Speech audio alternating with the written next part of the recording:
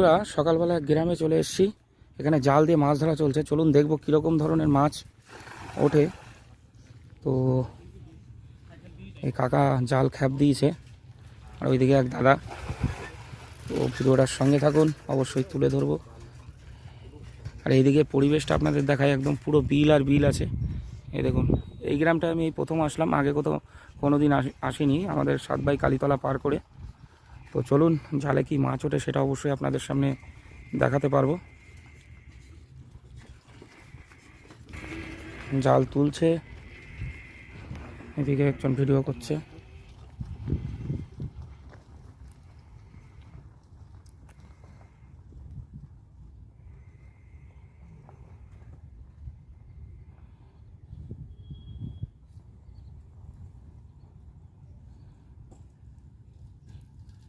কিচ্ছু নেই।